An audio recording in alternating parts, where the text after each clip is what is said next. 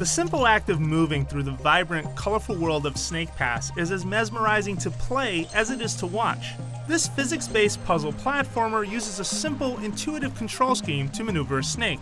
And I love the way it made me think about how to slink onto objects, even when the camera couldn't keep up, or the stingy checkpoint system tested my patience. Snake Pass still kept me coming back to master its controls and reach its many hidden collectibles.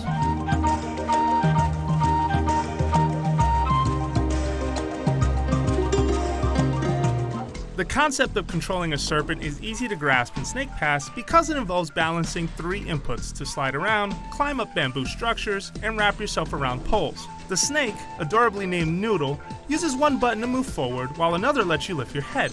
By carefully tilting the analog stick in between the other 2 movements, you have to find the right angle to coil around objects in the world.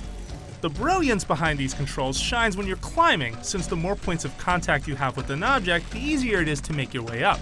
It's fascinating to watch, and you have to think like a snake to succeed. Since Noodle is essentially one slippery, elongated muscle, you move slowly if you stretch yourself out too far, and slip off of objects if you aren't careful.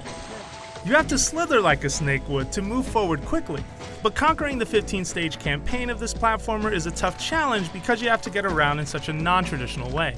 The tricky sequences that involve hanging onto moving objects for dear life are the most brutal test of your snaky skills. It's some of the most daunting platforming I've ever played, but it just feels impossible at first. And once you learn to make small adjustments while you climb, it gets a lot easier. Overcoming these challenges will give you confidence to try riskier maneuvers like this. And it leads to a satisfying feeling of accomplishment when you get it right. But the sluggish camera in Snake Pass can't quite keep up with Noodle, and it constantly shifts to bad viewing angles that will get you killed.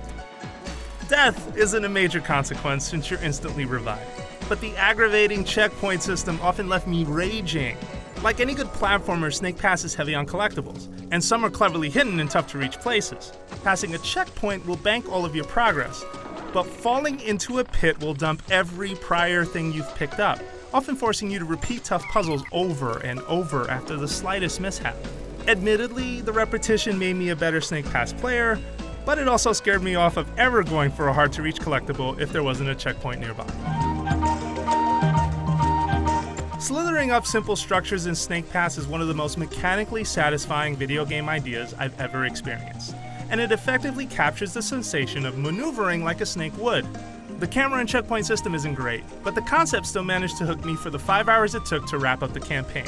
And in the end, I wanted to go back and replay stages to round up all the well-hidden collectibles. For more on Snake Pass, you're already in the right place, right here at IGN.